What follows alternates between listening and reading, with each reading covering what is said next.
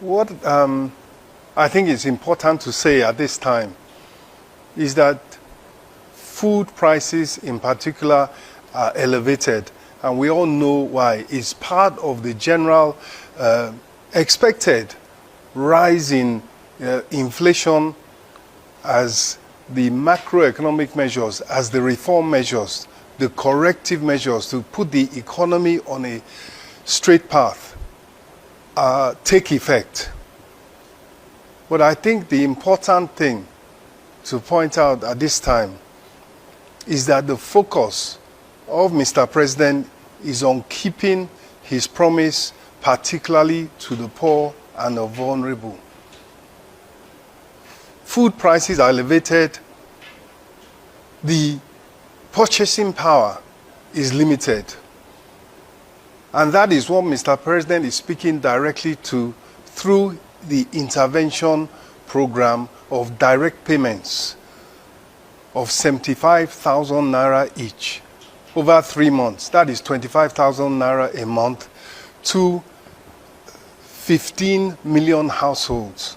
And each household is about 5 people. So that's effectively providing funding for 75 million people. That all-important program has been revamped to make sure that it is robust and to make sure that each beneficiary has a NIN number and a BVN number or access to mobile money accounts, so that we are sure that the right people are paid and that the system is fraud-free. In addition, and this is really in addition to the other intervention to put food on people's tables, to make access to food affordable for the average Nigerian.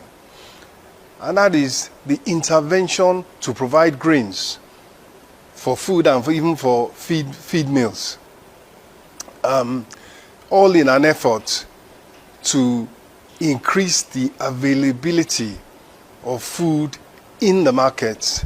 And of course, as we have heard, earlier there was a release from the strategic grains. More recently, there was a 42,000 metric ton release from the strategic reserves, and with another 60,000 metric tons to come. This is all in a bid to make sure there's food in the marketplace, but more importantly, the emphasis now is on making sure food, the purchasing power to buy the foods is in the hands of the poor and the vulnerable in a society in particular. So, given that, at a time of the kind of cost of living spike that we are seeing, the most direct way is to give people money, allow them to go to the market and buy. So in addition to the direct payments system that has been revamped, will now be immediately implemented, there is also an attempt to give artisans, traders, women, youth, nano businesses, as we will call them, to give them all a grant, a non-repayable grant of 50,000 naira under the same intervention program scheme of Mr. President. And in this particular case, there will be digital verification, just like with the direct payments, direct transfer procedure. And in this particular case, it will cover at least 1,000 people in all 774 local governments. And so that program will now be another 50 billion. And the important thing is to note that to the extent that this is the most direct way to help people at this time, it can be expanded, it can be continued until we find a more stable environment in terms of food production, food prices, and affordability through increased spending power of the poor people. That is the situation at the moment. That is the effect. That is the concentration. And it is a commitment of this government to ensure that the poor and the vulnerable are taken care of at this particular time of elevated prices. Now, when we want to look at the background to this, it is as a result of 8 years of a build-up of money supply, a build-up of liquidity in the system, a build-up of money which was not matched with increased production, as therefore you have excess demand, excess supply of money, and you don't have the goods on the other hand to match it. That is what the macroeconomic measures, that is what the reform measures are correcting. And they are well on the way to doing that. In terms of the government's finances, they have been totally revamped and repaired. And it is not just the fact that there has been the removal of the petroleum subsidy, which was costing 400 billion naira every month to the government at its height. In addition to that, there has been an effort to ensure that the people's money is not in the hands of a few. And on that point, I must emphasize that when we talk about the fact that the last 8 years before Mr. President came to power on the 29th of May, 2023, there was this liquidity build-up. The issue was that the benefits or the funds were going to a few. Only about 5% of the population have bank accounts that have more than 500,000 in them. So the majority were left out for 8 years. They were on the sidelines while a small minority enjoyed. That is the major correction being made by Mr. President now. That is the major macroeconomic reform that has been put in place. So therefore, government revenue that was outside the federal government's consolidated revenue fund, that was outside the purse, has been diligently identified, and it is being collected back, being taken from the various pockets it was in, and being brought into the federal system. And going forward, the federal government-owned enterprises have a much stricter regime of cost management, because the government is, through technology, taking its revenue immediately it is earned, rather than waiting for a government enterprise to now remit and comply with the rules. Rules are being enforced from the start by taking what is due to government as soon as that revenue is paid. And this is the way in which the finances of the government have been repaired. And of course, on the expenditure side, a totally new system of expenditure management has been authorized and approved by Mr. President and is being implemented.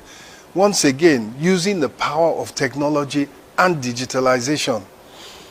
And what that means is that payments to suppliers, contractors, beneficiaries will go directly from the Federal Treasury straight to the beneficiaries, without having different places where it is where it was placed and then redistributed. No, it is going to go straight, just as with the direct payments to the poor. Those will go straight to the beneficiaries using technology without any intermediary in the middle. In terms of inflation, we have looked at the reason why undue build-up of money in the system not matched by supply, productivity, production. In order to reverse and improve and eradicate that inflationary effect on the economy and the system as a whole, the reforms that have been put in place do include the fact that there needs to be a removal of that overhang in the system. And therefore, in addition to a robust revenue system, we're starting from ensuring that oil revenue goes up. Production and sales have gone up from 1.25 million barrels a day when the president assumed office to around 1.65 today, and the intent is to ensure that oil sales remain at that level. Oil production and sales remain at that elevated level, and indeed are increased because it's still below the OPEC quota. As a minimum, the target and the efforts of all stakeholders, including the security services, is to at least get to the OPEC quota, which is what the nation is allowed by way of oil production and oil sales.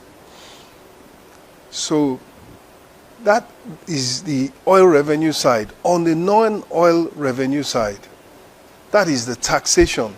There is a commitment to have a 70% increase this very year in the amount of tax revenue collected, not by increasing taxes, but by rationalization, by improvement, by applying technology. We do have a fiscal policy and tax reform committee which is rounding up its work and about to roll out new measures which make taxation less burdensome, even administratively less burdensome, reduce the number of taxes, do away with frivolous levies and fees that do not in fact yield much but cause much by way of nuisance value and administrative inconvenience to the population, particularly businessmen. But at the end of the day, the ways and means needs to be brought down by specific actions, and those are being taken in the financial markets. Funds are being garnered, revenue is being raised with a particular intent to pay down the ways and means and have the government's accounts in balance. The government's day-to-day accounts, where it spends from and takes in revenue, to have that imbalance. That's a commitment of the administration, and the strategy and the path to achieving that in the nearest future has been well laid out. In addition, there is need for collaboration, and there is collaboration between the monetary and the fiscal side. As we know, central bank is in charge of the exchange rate, in charge of interest rates, money supply, and so forth. And in terms of exchange rate, it is doing everything it can to bring improvement to that situation. But the fiscal side, the government side, has a role to play in that. And that is why taking a cue and collaborating and cooperating with what the monetary authorities were doing, interest rates have been raised. So the rate at which the government sells its treasury bills and bonds has gone up in order to help attract foreign investors, foreign portfolio investors, foreigners who are willing to hold the naira and invest in the Nigerian economy by buying government securities. That is a sign of the type of collaboration and the type of cooperation that will help the economy as a whole, with the fiscal and the monetary side working together.